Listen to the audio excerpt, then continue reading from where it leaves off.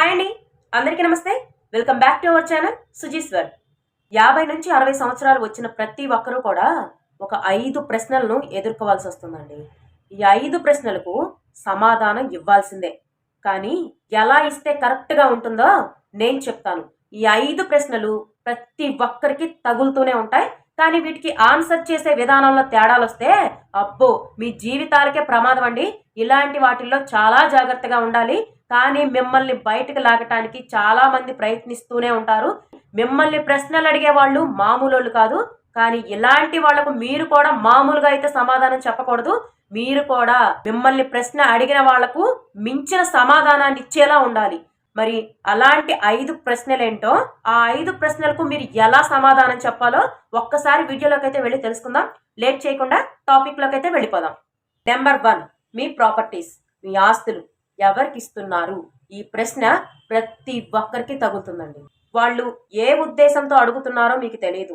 ఇందులో మంచి ఉద్దేశం ఎంతుందో, చెడు ఉద్దేశం ఎంతుందో ఏదైనా జరిగేదాకా కూడా మనకు తెలియదు. వాళ్ళు అడిగారు కదా అని చెప్పి మీరు మా కొడుక్కి ఇస్తున్నాను, మా కూతురికి ఇస్తున్నాను, మా మనవరాలకి ఇస్తున్నాను, మా మనవడికి ఇస్తున్నాను, వీళ్ళకి సగం వాళ్ళకి సగం అంటూ మీరు కూడా ఓపెన్గా చెప్పేకండి. ఇలా అడిగిన వాళ్ళు చాలా దురాశతో కూడా అడగొచ్చు, లేదా మీకు మంచి చేయాలి అని కూడా అడగొచ్చు. మీ నిర్ణయం మీది. ఇలా నలుగురికి చెప్పి నలుగురు సలహాలు ఎలా ఉంటాయో తెలుసా?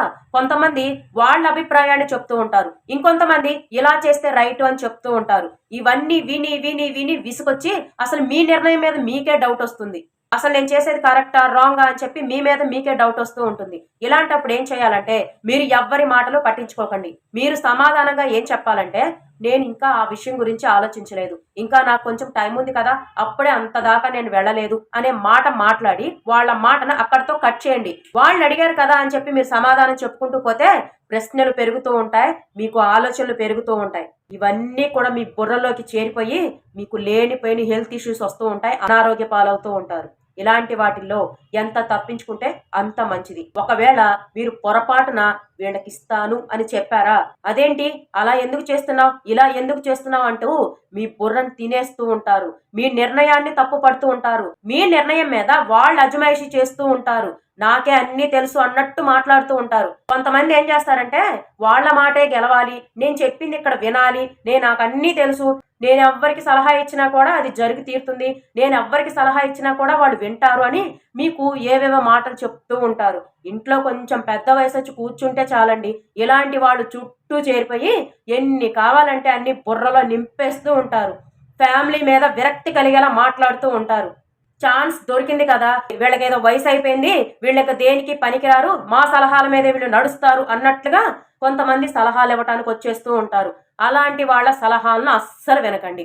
వాళ్ళకి మీరు సమాధానంగా ఇలానే చెప్పండి, నేను ఇంకా ఆలోచించలేదు, నాకు కొంచెం టైం ఉంది, నేను ఇప్పుడే వాటి గురించి ఆలోచించలేదు, ముందు ముందు ఆలోచిస్తాను అనే సమాధానం చెప్పి అక్కడితో దాన్ని కట్ చేసేయండి. ఇక నెంబర్ 2, మీ వాళ్ళు నిన్ను పలకరించడానికి వచ్చారా, మీ వాళ్ళు మీకు ఫోన్లు చేస్తున్నారా, ఇలా టాపిక్ తీసుకొస్తూ ఉంటారు. మీరేం చెప్పాలి? వాళ్ళు చేయటల్లా, వీళ్ళు చేయటల్లా అని మీ పిల్లల మీద మీరే కంప్లైంట్స్ ఇచ్చుకోకండి. ఎందుకంటే ఈ రోజుల్లో మునపట్ల అయితే లేదండి. ప్రతి ఒక్కరూ కూడా చాలా బిజీగా ఉంటున్నారు. వాళ్ళ బిజీలో సొంత భార్యను బిడ్డలను కూడా పట్టించుకునే టైం కూడా ఉండట్లేదు. అలాంటి వాళ్ళు మీకు ఫోన్ చెయ్యలేదనో, లేదా మిమ్మల్ని పలకరించడానికి రాలేదు అనో అనవసరంగా వేరే వాళ్లకు చెప్పకండి. వాళ్ళు మీ మనసును విరక్కొడుతూ ఉంటారు, అనవసరంగా మీ మనశ్శాంతిని కోల్పోతూ ఉంటారు. పరిస్థితిని అర్థం చేసుకుని మీరే మీకు మీరు సర్ది చెప్పుకుంటూ ఉండండి. వాళ్ళకి ప్రేమ లేదు అని మాత్రం అనుకోకండి. వస్తారు, వాళ్ళ పనులు వాళ్ళకు ఉన్నాయి అని చెప్పండి. ఫోన్ చేయటం లేదు, నన్ను పట్టించుకోవటం లేదు అని అనకండి. వాళ్ళు ఫోన్ చేస్తున్నారు, కాకపోతే డైలీ చేయకపోయినా 2 రోజులకు ఒకసారి చేస్తున్నారు, 3 రోజులకు ఒకసారి చేస్తున్నారు అని చెప్పండి. ఒకవేళ మీ మనసులో మీ పిల్లలు ఫోన్ చేయలేదు, పలకరించలేదు అని ఉన్నా సరే బయటికి మాత్రం నార్మల్గా ఉండండి. బయటికి మాత్రం చేస్తున్నారనే చెప్పండి. మిమ్మల్ని తక్కువగా చూస్తున్నారు, మిమ్మల్ని పట్టించుకోవటం లేదు అనే కారణాలను బయటికి తీసుకురాకండి. ఇలా చేయటం వల్ల మీకు కూడా వాళ్ళల్లో విలువ తగ్గిపోతూ ఉంది. ఇదే అదునుగా భావించి మీ పిల్లల మీద మీకు ఇంకా కోపం వచ్చేలా, ఇంకా వాళ్ళని అసహించుకునేలా మాట్లాడుతూ ఉంటారు. పొరపాటున వాళ్ళెవరో చెప్పిన విషయాలను బుర్రలోకి ఎక్కించుకొని మీ పిల్లల దగ్గర ఇలాంటి అసహ్యాన్ని చూపిస్తే మీరే నష్టపోతారు. వాళ్ళతో మీకు చాలా అవసరాలు ఉంటాయి. వయసు అయిపోయే కొద్దీ కూడా పిల్లలతో అవసరం ఉంటుంది. ఎవరి కోసం చేస్తారు?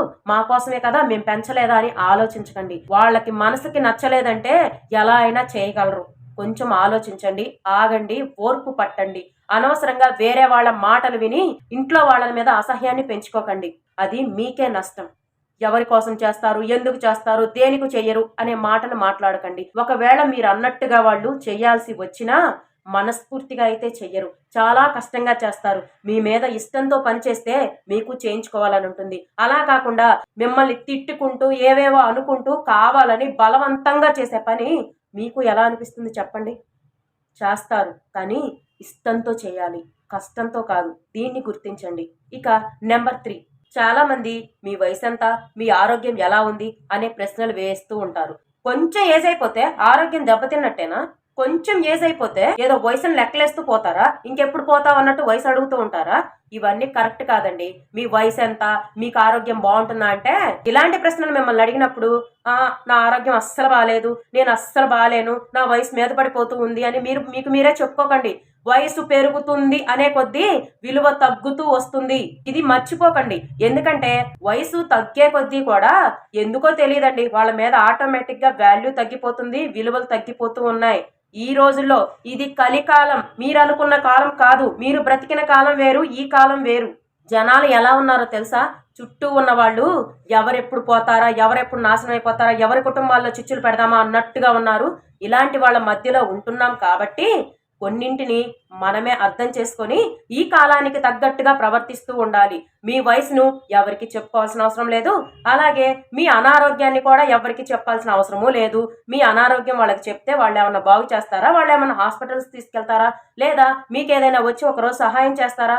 ఏది ఉండదు. పైగా ఆరోగ్యం బాగోలేదు అంటే వీడి పని అయిపోయింది, వీళ్ళ పని అయిపోయింది, ఇంకేముంది, ఇంకా కొన్నాళ్ళు అయితే వెళ్ళిపోతారు, వీళ్ళ టైం అయిపోయింది అన్నట్టుగా మాట్లాడతారు.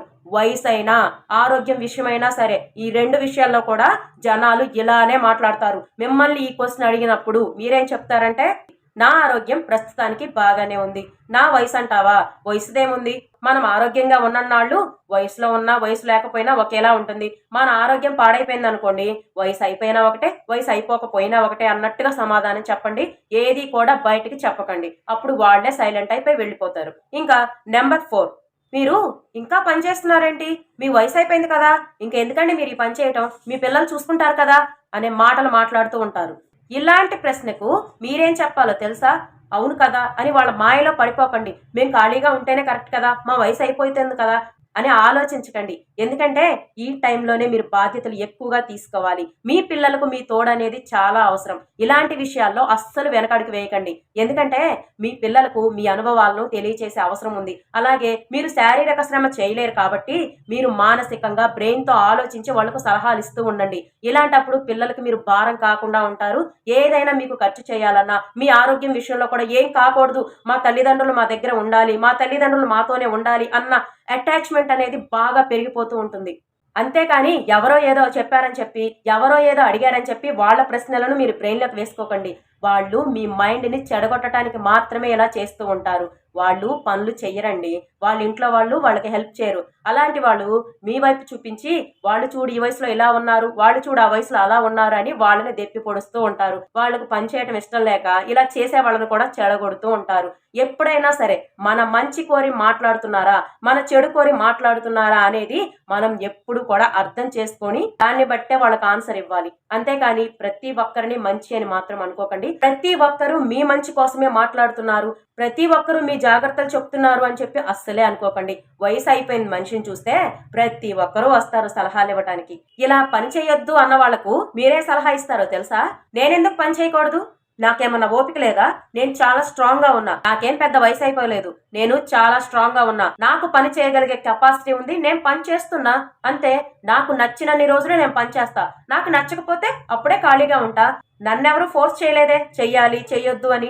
నాకు ఇష్టమై నా అంతటా నేనే పని చేసుకుంటున్నా, నా అంతటా నేనే బాధ్యతలు తీసుకుంటున్నా, నాకు నచ్చకపోతే నేనే వెళ్ళిపోతా. వయసు అయిపోయినంత మాత్రాన పని చేయకూడదా ఏంటి అని చెప్పి వాళ్లకు చెప్పుతో కొట్టినట్టు సమాధానం చెప్పండి. వాళ్లే సైలెంట్ అయి వెళ్ళిపోతారు. మీరు చాలా గ్రేట్ పర్సన్గా కనిపిస్తారు. ఇంకా నెంబర్ 5, మీ పాత గాయాలు అలాంటివి ఏదైనా ఉంటే గుర్తు చేస్తూ ఉంటారు. వాళ్ళేదో మంచి వాళ్ళలాగా, మీరేదో తప్పు చేసిన వాళ్ళలాగా మాట్లాడుతూ ఉంటారు. మీరు అప్పట్లో అలా చేశారు కదా, మీరు అప్పుడు అలా చేశారు కదా, ఇప్పుడు ఇలా చేశారు కదా అంటూ మీ తప్పులు ఎత్తి చూపిస్తూ ఉంటారు. చిన్న తప్పు దొరికిందంటే చాలండి, జనం ఆడుకోవటానికే ప్రయత్నిస్తారు. మనం ఎంత తప్పు చేయకుండా, ఎంత నిజాయితీగా ఉన్నా సరే మన తప్పుల్ని వెతుకుతూ ఉంటారు. అలాంటి వాళ్లకు ప్రెసెంట్ లో తప్పులు కనిపించక పాతవి తవ్వుకొని ఆ తప్పుల్ని తీసుకొచ్చి మీ ముందే నిలబెడుతూ ఉంటారు. మిమ్మల్ని గాయపరచటమే వాళ్ళ పని అన్నమాట. ఇలాంటి వాళ్లకు ఎలా సమాధానం చెప్పాలో తెలుసా? తప్పు అనేది ప్రతి ఒక్కరూ చేస్తారు. తప్పు చేయకుండా ఎవ్వరు ఉండరు. కానీ ఆ తప్పుని సరిదిద్దుకునేవాడే అసలైన మనిషి అని మీ పెద్దరికాన్ని, మీ వయసును చూపించే విధంగా మాట్లాడండి. ఇలాంటి వాళ్లకు మాట్లాడటానికి కూడా అవకాశాన్ని ఇవ్వకండి. ఎందుకంటే మీ మనసు గాయపరచాలని, మిమ్మల్ని తక్కువ చేసి చూపించాలని ఇలాంటి ప్రశ్నలన్నీ మీ ముందుకు తీసుకొస్తూ ఉంటారు. ఎప్పుడో జరిగిన తప్పును తీసుకొచ్చి మీ ముందు పెడుతూ ఉంటారు. వీళ్ళందరూ మీ చుట్టూనే ఉంటారు. మీ మంచి కోరుకున్న వాళ్ళలానే ఉంటారు. కానీ మీ నాశనాన్నే కోరుకుంటూ ఉంటారు. ఈ కలియుగంలో మంచి కోరుకునే వాళ్ళు ఎవ్వరు ఉండరు. వాళ్ళు ఎంత మంచి వాళ్ళైనా సరే పక్క వాళ్ళు బాగుపడుతుంటే చూడలేరు. ఇది మాత్రం వాస్తవం అండి. ఇది కలియుగం, ఇది మర్చిపోకండి. ఇది సత్యయుగం కాదు. అందరూ సత్యవంతులు ఎవ్వరూ లేరు. అందరూ కూడా వేరే వాళ్ళ నాశనాన్ని కోరుకునే వాళ్లే. ఇలా ఎవరైనా సరే నీ మంచి కోరి మాట్లాడుతున్నారు అని ఎప్పటికీ అనుకోకండి. మీ మంచి కోరి మాట్లాడుతున్నారు నిజంగానే అని మీకు అనిపించినా మీ నిర్ణయం మీకు తెలుసు. మీరు ఎలాంటి నిర్ణయం తీసుకోవాలో మీకు తెలుసు. మీరు ఎలా చేయాలో మీకు తెలుసు. అనుభవించేది మీరు, పక్క వాళ్ళకి ఎవ్వరికీ తెలియదు. నీ లైఫ్లో ఒకటి ఉండొచ్చు, నీ పక్క వాళ్ళ లైఫ్లో ఇంకోటి జరిగి ఉండొచ్చు, మీ ఫ్రెండ్ లైఫ్లో ఇంకొకటి జరగవచ్చు. ఒకళ్ళింట్లో కొడుకు బాగా చూసుకోవచ్చు, ఇంకొకరింట్లో కూతురే బాగా చూసుకోవచ్చు. ఇలా ఒక ఇంటికి ఇంకో ఇల్లు సంబంధం ఉండదు. వాళ్ళింట్లో జరిగింది మీ ఇంట్లో జరగాలి, మీ ఇంట్లో జరిగింది వాళ్ళ ఇంట్లో జరగాలి అనుకోవటం కరెక్ట్ కాదు. మీరు పెంచిన పిల్లలు ఎలా ఉంటున్నారు, మీరు పెంచిన పెంపకం ఎలా ఉందో మీకు మాత్రమే తెలుసు. పక్క వాళ్ళు ఎవ్వరు సలహాలు ఇచ్చినా పట్టించుకోవద్దు. ఇవన్నీ ఓన్లీ మీకు మాత్రమే తెలుస్తాయి. మీరే దీనికి లీడర్. కాబట్టి ఇలాంటి ప్రశ్నలు 5 కాదు 50 వచ్చినా సరే మీ సమాధానం ఇలానే ఉండాలి. ఎక్కడా మీరు తగ్గకూడదు, ఇలానే ఉండాలి. ఓకేనా? నా వీడియో నచ్చితే చిన్న లైక్ చేసి మీ అమూల్యమైన కామెంట్ని నాకైతే తెలియచేయండి. నా ఛానల్ని ఫస్ట్ టైం చూస్తున్న వారు సబ్స్క్రైబ్ చేసుకోండి. మరొక మంచి వీడియోతో మళ్ళీ కలుసుకుందాం. అంతవరకు సెలవు. నమస్తే.